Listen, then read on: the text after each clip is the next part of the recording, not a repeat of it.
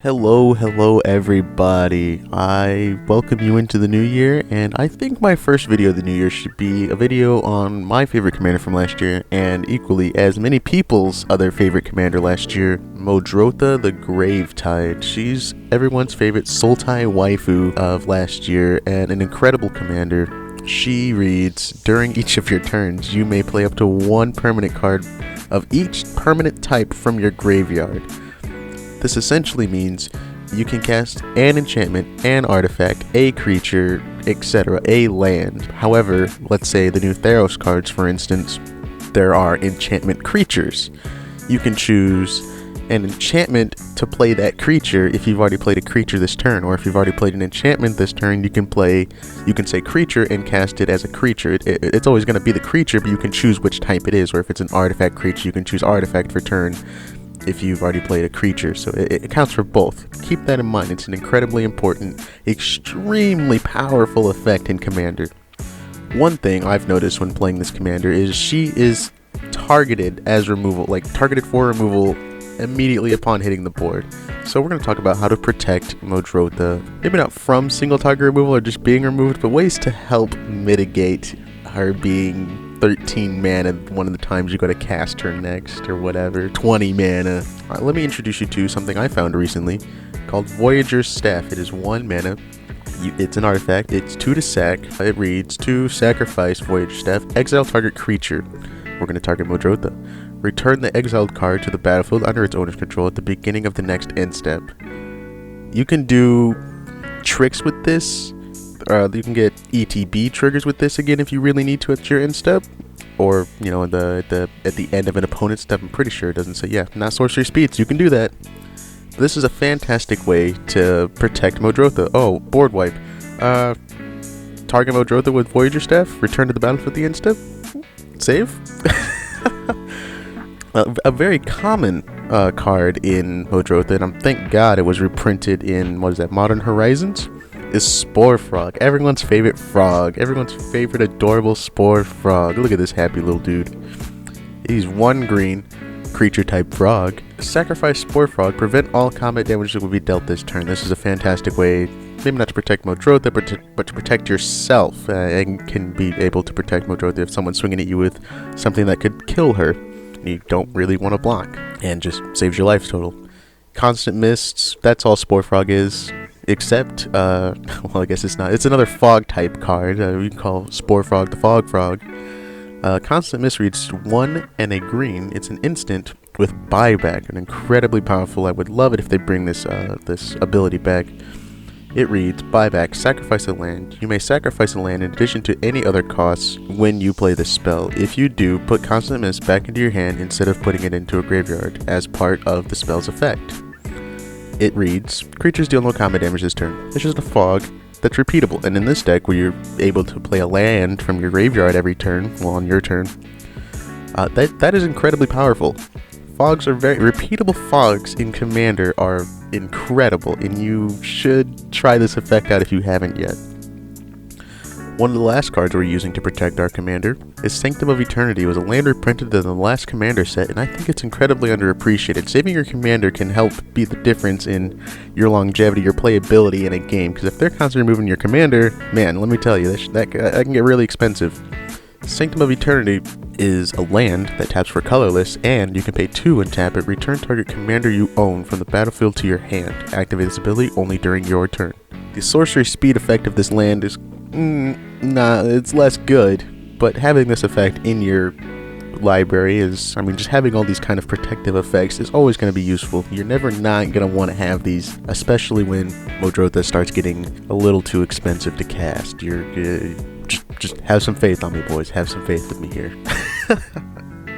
One of the reasons many people love Muldrotha is for her ability to have a bunch of repeatable effects. So I'm going to read you off some of my favorite cards in this deck that are just, Dew Blade on a Stick is incredibly powerful. Seal of Doom is an enchantment, very important, because you can only cast 1 of each permanent type, and this is an enchantment that reads 2 colorless and 1 black mana. Sacrifice Seal of Doom. Destroy target non-black creature. It can't be regenerated. Imagine doing this twice the first turn you play. That's 6 mana to destroy 2 creatures, but hey man, that's not nothing. It's a repeatable destroy target creature effect. That's extremely powerful, believe me. Another version of this card is an artifact. See, here we go. Executioner's Capsule for 1 black mana. It's an artifact. It is 1 black, sacrifice Executioner's Capsule, destroy target non-black creature. Hello, here's another effect that does it. If you're having problems with artifacts and enchantments, here's Caustic Caterpillar. It reads, it's a creature, it's a 1-drop creature insect, cute little dude here. It is 1 generic and a green. Sacrifice Caustic Caterpillar, destroy target artifact or enchantment. Repeatable, because it's a creature now, so you can play, look at this, I gave you 3 removal spells of 3 different types that you can all use, assuming you have the mana, again, on the turn you play them. That can be incredible. You can sack it and put it back on your board and save it for later, like holy cow. Muldrotha is insane, dude. An enchantment version of Caustic Caterpillar is Seal of Primordium. It is a 1 generic and a green. Sacrifice Seal of Primordium, destroy target artifact or enchantment. So I mean, hopefully you're starting to see this is kind of a ridiculous commander. I'm sure everyone knows at this point. That's why I believe she's the most popular commander of last year, or whenever she came out. There was a Dominaria, was that 2-3 years ago? Extremely popular commander, extremely powerful commander. You should be playing her, and I'm hoping that all these ridiculous repeatable effects are, if you're not already convinced, I hope you're getting there. One of my favorite type of creatures is the kind of creatures that enter the battlefield and each opponent or each player sacrifices a creature. So I think Plague Crafter in Standard right now, or one of my personal favorites, is just Fleshbag Marauder, which is, I mean, it's just Plague Crafter, but Plague Crafter could also get Planeswalkers. You want these in your deck because guess what? You can just choose Plague Crafter and play it again. And everyone's face at the table when this kind of things happens, or the first time I played this effect, my jaw dropped a little bit, man. I can't tell you, just the weird sensation it is to be able to play this twice the first turn, assuming you have this ridiculous amount of mana to do this, or just doing it again, or sacking it to a sack outlet and doing it again. Like, that is untold amounts of value depending on the sack outlet you have. Sacking it to something like, oh, I don't know, Prime Speaker Vanifar, tutoring up another creature, and doing it again? I mean... Some of my favorite sack outlets, by the way, are things like, I have a Phyrexian Tower in my commander deck. It's a little expensive, so it's not necessarily recommended you put in your deck, but sacking a creature, it's a land that enters the battlefield, oh my gosh. It's a land that taps for colorless, or you can tap it to sack a creature and add 2 black mana.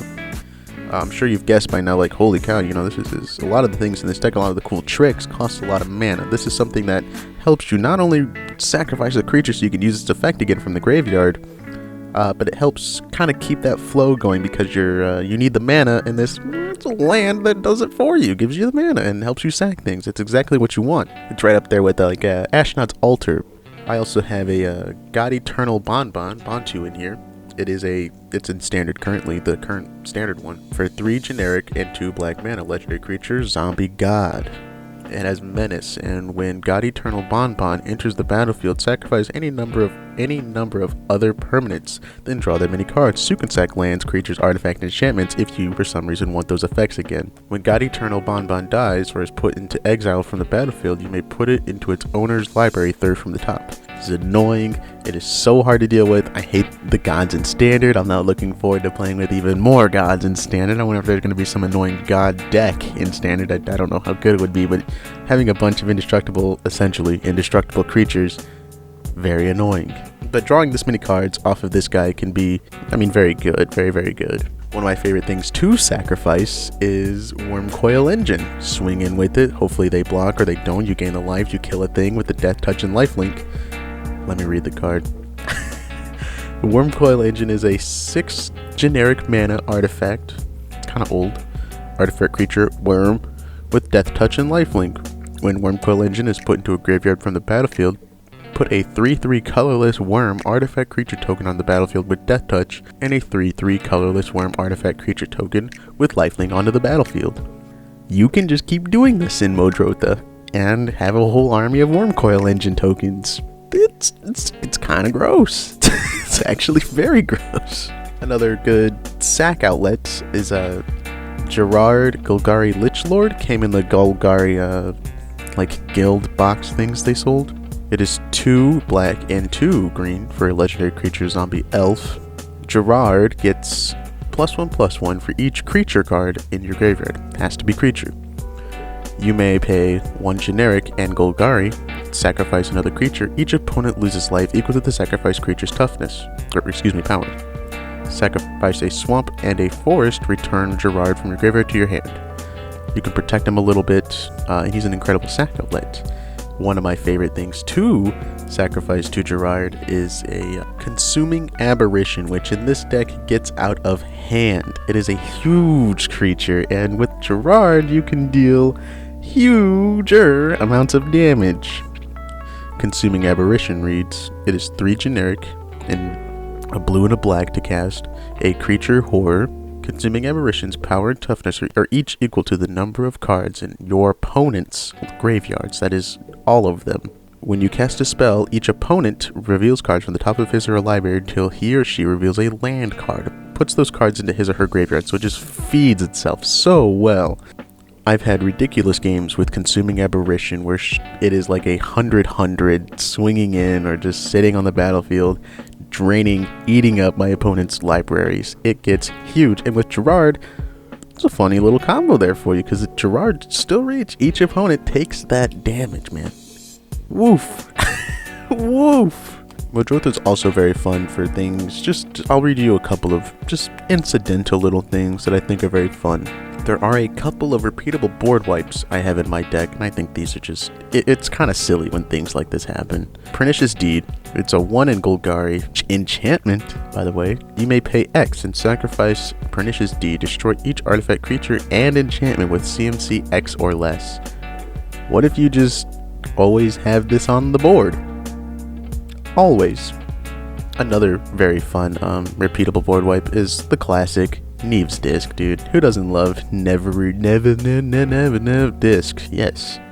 Enters the battlefield. It's a 4 generic mana artifact that enters the battlefield tapped. You can pay 1 and tap it, destroy all artifacts, creatures, and enchantments. Once again, what if you just always have that on the battlefield? This was reprinted in one of the newest, I think it was the Madness Commander Precon. It's Bane of the Living. It's a very old card, actually. Look it up. I forget when it came out, but it's actually a lot older than this Commander Precon. I had no idea it existed till now. It's 2 generic and 2 black. Creature, insect, centipede, terrifying thing with Morph. And Morph is a very weird ability. There's a Morph Precon deck. Its Morph cost is X and 2 black. Sound familiar? You may cast this card face down as a 2/2 creature for 3 generic mana. So instead of paying the 4, you pay 3 generic mana when casting this card if you want to do the Morph ability. Turn this card face up anytime for its Morph cost, and its Morph cost is 2 black and X. When Bane of the Living is turned face up, all creatures get -X/-X until end of turn. My friends, this is a repeatable Toxic Deluge. I'll give. It's a little cute. It's not exactly Toxic Deluge, obviously. This is like 2 cents, and Toxic Deluge is $20 for a good reason, because you don't have to go through the loop of having to pay an upfront cost of 5 mana, if you really think about it, with the 3 generic and 2 black, and then X. If you're not careful with something like this, your opponents will always see it coming. If for some reason you just always get Bane of the Living out, and this is your only face down card in the deck, your opponents are going to see it coming. It's a good and bad thing, I guess. But it is a repeatable board wipe. There's no particular reason not to have it in the deck. Unless you want like actual Toxic Deluge and don't want to have a slow but repeatable version of it. One more just nice little card that's very wonderful in this kind of deck. And if you have Muldrotha out, it of course just gets better. Chromatic Sphere. It's 1 generic mana for an artifact that reads 1 tap, sacrifice Chromatic Sphere, add 1 mana of any color to your mana pool, draw a card. This just kind of helps you go through your deck if you're for some reason missing a color, which I don't. If you're casting Muldrotha, you're most certainly not missing the colors. But this helps you draw cards, goes through your deck, you can keep playing it. It's not the best of value, but I think it's pretty solid in this deck. And if you don't feel like paying the money for a Chromatic Star, which is for most cases the same card, for like there's a wording difference and that makes it slightly better. You know how Magic is, you can change one word or add a punctuation mark somewhere and the card is drastically different. It's insane. That's one of the reasons we love this game, though. But yeah, Chromatic Sphere, pretty good. My friends, I do believe this is the end of the video. Thank you for watching. I hope you enjoy and have a great new year. If you'd be so kind as to do the YouTube stuff, you like this video, you subscribe, you leave a comment telling me some of your favorite secret tech for Muldrotha.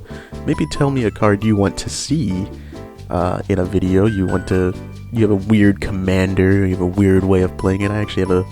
I'm super excited to have I can't talk about it just yet. I'm still working on the deck. I have it assembled, but I've been playtesting it a lot lately with my friends, and oh my gosh, it is probably the most fun I've ever had playing Commander. I've been playing for a hot minute. In the description, you will find links to my Facebook. I post art and videos, link to the videos when they're uploaded. Same with Twitter. If you'd be so kind as to follow me on Facebook and Twitter, subscribe to me on YouTube, and do all that fun stuff. This has been my Muldrotha, not quite deck tech, but card review? I don't know what to call this thing, man. Thank you for watching anyway, and have a good one.